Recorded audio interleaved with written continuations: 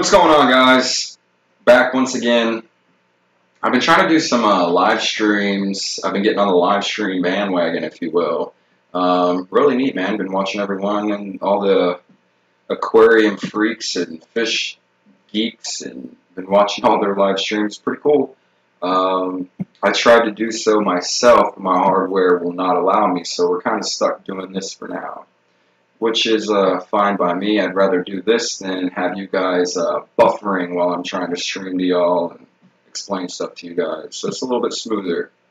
Today I want to talk about having some type of concise breeding program if you're going to be breeding angelfish or really any fish in particular. Now this doesn't really apply to like the hobbyist who just ends up buying some fish and the fish pair off and the fish end up spawning and then now they have some fry.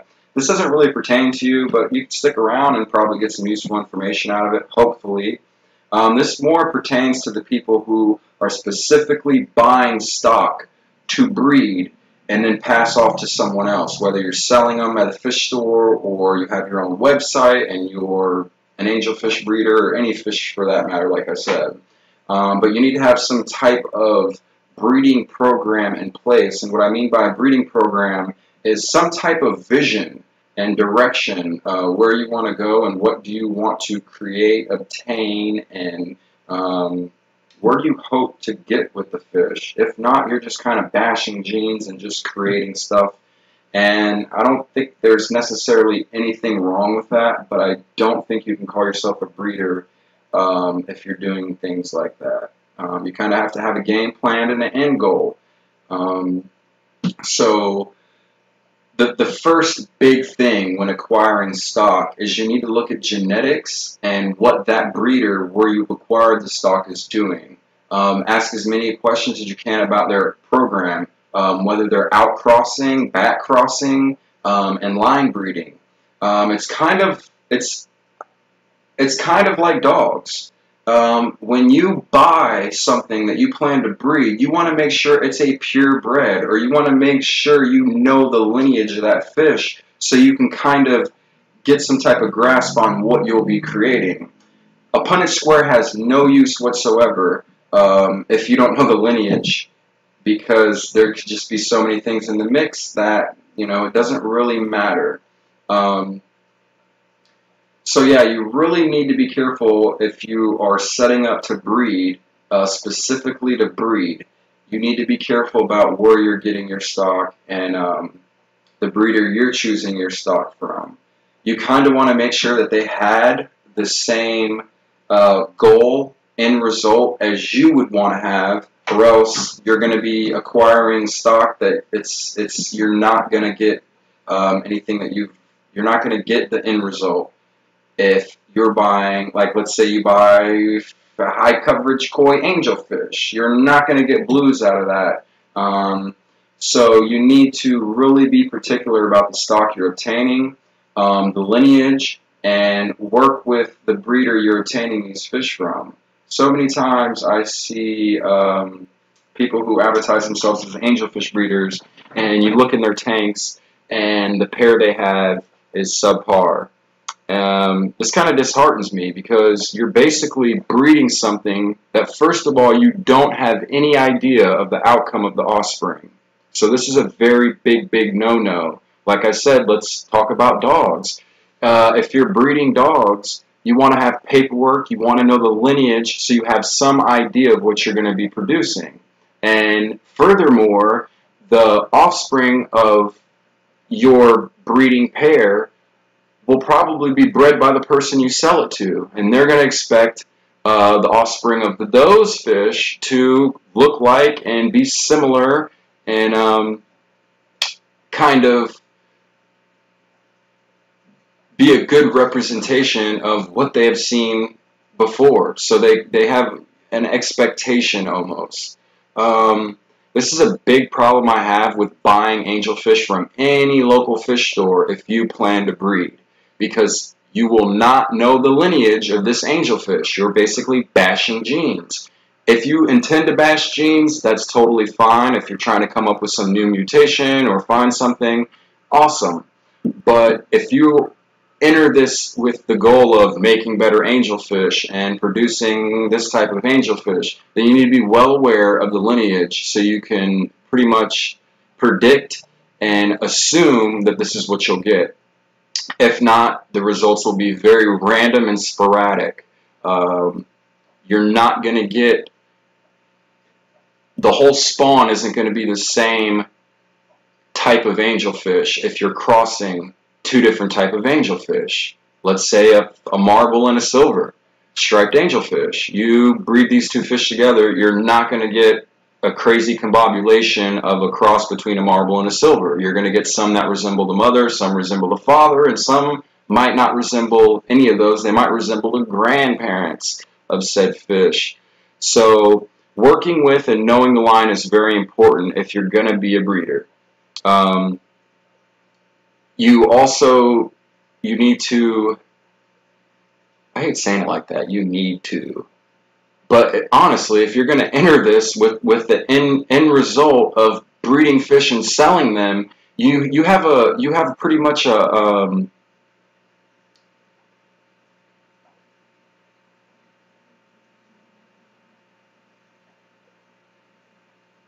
obligation. You got an obligation to make sure that the fish you are producing and passing on are going to produce the same type of fish for that person. Regardless if they're breeding or not. Accidents happen, and that's why selling or releasing fish that should have been culled is so very dangerous, because these phenotypic expressions are now released into the general public. The fish are bred, and then that person being a regular hobbyist breeder, I'd like to call a hobbyist breeder, is a hobbyist who just happened upon some angelfish and they're breeding. But you're a hobbyist breeder who ends up selling angelfish to a pet store with an in particular lineage, and the person who acquires those angelfish from said fish store end up breeding them, and now you kind of have a mismatch of you don't know what the fuck. The real important thing is to have some type of clear path where you're going when you're trying to breed any type of fish. And have a goal. So what is it that you want to see with your fish as an end result? Are you trying to improve finnage, size, shape? For me personally, fins, size, and shape are king. You could have the biggest angelfish I've ever seen, but if its fins are bent to shit, it's not going to impress me that much. I'd much rather see a smaller angelfish than the biggest angelfish in the world, but better proportioned.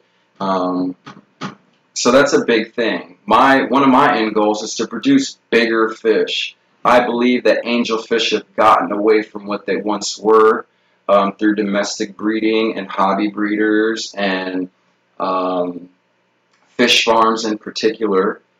It's very hard to get an angelfish to reach the size of your hand, body, not fins, the body. So this is my end goal. I want fish that reach the size of my hand. Is it difficult? Is it going to be difficult? Fuck yes. That's why I take the challenge on. But I have an end goal in mind. Big, beautiful angelfish. And it's really hard to find these days, man. Even if you're buying a group from a very reputable breeder, you will end up with a few runts, especially depending on their stance on culling. The fucked up thing about culling is a lot of people claim that they do cull for bent fins and gill plates and stuff like that, and runts and ones that aren't growing fast. A lot of people claim they cull, but the end result of the product doesn't show me that they do any culling at all. When you cull, you pretty much have the best of the best left, and that's all you sell. Okay, as a breeder, it's very important not to sell not one shabby fish, because your whole reputation is on the line. Once you sell a shabby fish to someone, and that person leaves a review or spreads the rumor or whatever it may be about you selling shabby fish, your reputation as a breeder is fucked. It will be very short-lived. So culling is very important because you need to release the best of the best. Um, the bent fins is a very big no-no for me. And that's why it took me a long time to actually get into veal angelfish, because every veal I'd ever see would have bent fins. And for me, this is a big no-no, man. Fins should not be bent. Fins should not grow bent. There's a big problem with that. The fish looks sloppy. It just takes away from the whole fish itself. So be more vigilant, and be more look into the future as to what's going on with your breeding program. Because after 10 years, if you're just releasing bullshit, that's all you really were, as a bullshit breeder. Um, Also, don't base your breeding on sales. So if I see this all the time, especially with koi right now, I've said it before, the koi angelfish are big, hitting the market like crazy, and everybody and their mom is breeding them. Do not jump on the bandwagon. You need to pick a certain strain, stick with it, improve your line, do your thing. Um, these quick introductions of mutations into the hobby that are new, they're ate up quite quickly, but a lot of them do not last. So the koi fad won't last long, just like the blue angelfish fad didn't last long, or the platinum angelfish fad. So these fads don't hold fast long. Yes, you still have your people who love and enjoy those type of fish, but it's not where the market will be saturated, where I just focus on koi angelfish. For me, it seems like whatever I breed, a person always wants something I don't have. So if I'm breeding silvers, they want marbles. If I'm breeding marbles, they want kois. If I'm breeding koi, they want blue. So for me, I've realized I need to stick to what I like and what gets me going, and what sets a fire under my ass. Um, because long term, my fish will be here, and when the market demands those again, I'll be here to provide people who are demanding a certain fish. Instead of trying to fit the market and fit in somewhere, I'm doing my own thing and having fun with it, and I don't bend to what people want now. Oh, people want koi now, so I'm going to start reading koi, full coverage, super reds. I don't know why. I've never really been into red angelfish neither. They've been out for quite a few years, but I've just never been into them. Um, so yeah, have a breeding program. Have a concise end result. Something that you wish to see as the end result. If you're breeding fish for profit, everyone wants to make some profit, but dude, this is not a profitable game, especially if you're like me and you just have a small fish room and a few tanks. This isn't, the farms are going to smack you on the head, and you're going to be, the fish are going to be outsourced, and you're just going to be left there holding your cock in your hand, as I like to say. So you have to really breed what you enjoy breeding, because at the end of the day, you're the one who's going to be putting in the work and looking at this stock for a long time, hopefully. So don't jump on the next fad that's there. Trust me, they come and go. What's another thing? I don't write like some type of script where I want to hit point A, B, C, and D. I find when I do that, I end up getting off on tangents. So I kind of just sit here and talk to you guys as if you were in front of me. Kind of what I do. So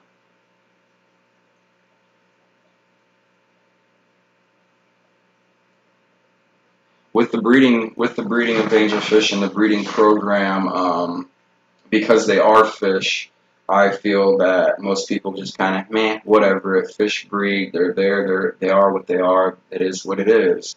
And it's not that way.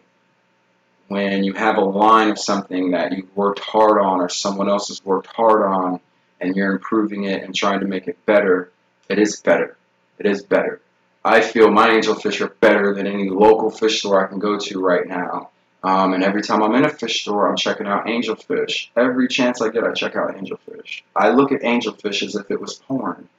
I mean, for some of you got it's off topic, tangent. But I spend a lot of my time looking at angelfish and reading about angelfish, and I've been doing it for quite a while now, so I feel like I'm pretty skilled and well rehearsed in what to look for and what is acceptable, what is the status quo, um, and what's pretty. The thing is beauty is in the eye of the beholder, they say, and it could be very true. The most important thing you can do as a breeder, before you decide to get into breeding a certain line or investing most of your time in that, is ask other people who have nothing to do with fish and don't know about fish at all. This is where you'll get your best advice, from people who have no fucking clue about fish. And ask them, which one's prettier? Which one would you buy? Because at the end of the day, you want to produce stunning looking fish. And if you think your fish are beautiful, but other people don't think your fish are beautiful, then you didn't really meet your end goal. Simply because you're not going to be able to get rid of stock and you're going to be discouraged. I say a lot. I noticed that.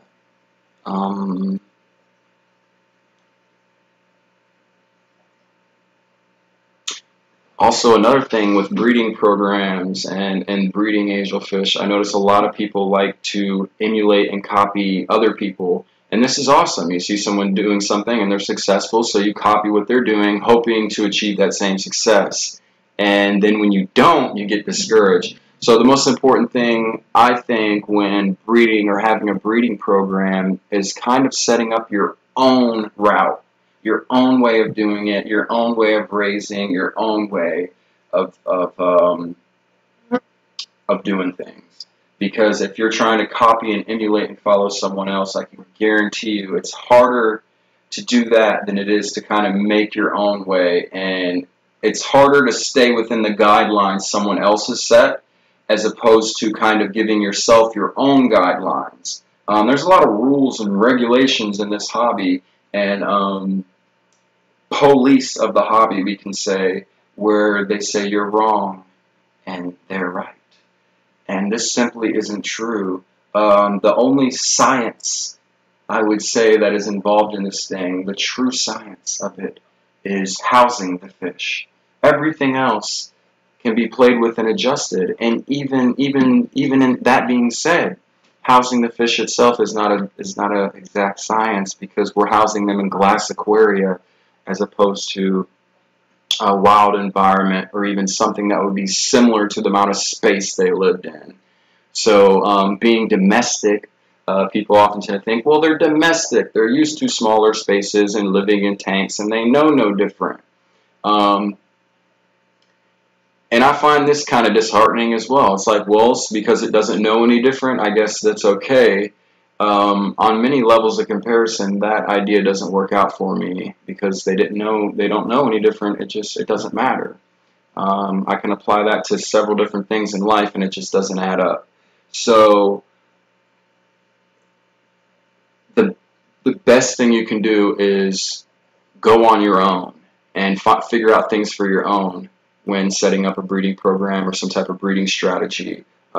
Too many times have I been influenced by other people and took other people's advice, or felt that what other people were doing was probably better than what I was doing, and I kind of changed up my program and ended up with massive failure. The best success I've ever got in my life was from doing things my way. Not his way, not her way, not your way, but my way. My way is king for me, and your way should be king for you. As long as you're enjoying it and you have a goal and you're producing what you want to produce, then you're on track. But it all starts with the stock you get. It's very important. If you're going to start breeding angelfish, invest that money into some high quality stock, some high quality genetics. If not, I promise you, you will never get the return that you expect from the offspring. I've had personal experience with this. I mean, I bought fish from Petco, bred them, and the subsequent babies were just as the parents. Petco quality, Fish Farm quality. And that's great for the hobbyist, you know, getting into breeding and seeing these things. It's awesome. But when you're trying to breed and push your product onto other people, you need to make sure the product that you're pushing onto other people is high quality. It is what you say it is, and it will maintain its looks, its vigor throughout successive breedings. If not, then you're far off from being an angelfish breeder or a fish breeder. And hey, we've all been there. You know, my first success with angelfish, I wasn't an angelfish breeder. I was just a hobbyist breeding. Uh, had some angelfish from PetSmart. I think it was PetSmart. Yeah, no, it was Petland. Petland, baby. High quality shiz there. But yeah, the first breeding pair I've ever had was from Petland. So I've been down the route. Um, you must progress, man. If you're stagnant 5, 6 years later, you're not progressing. You do not have a clear, concise plan. You're kind of driving with no destination. And that doesn't work. Go ahead, hop in your vehicle right now and take a drive with nowhere to go. It don't work out. You don't know where you're going. You don't know where you're going to end up. It could be a mess. So, yeah. I'm gonna, I'm gonna, I'm gonna watch this before I publish it. And it's probably gonna be total bullshit, and I probably won't end up publishing it. But I just have to be real, because watching a lot of the YouTube videos, mainly of people who breed angelfish, it's kind of like they are lacking of any type of breeding program or path. Um, yeah. So, I mean, I guess that's fucking it. I guess that's fucking all I got to say. We'll see.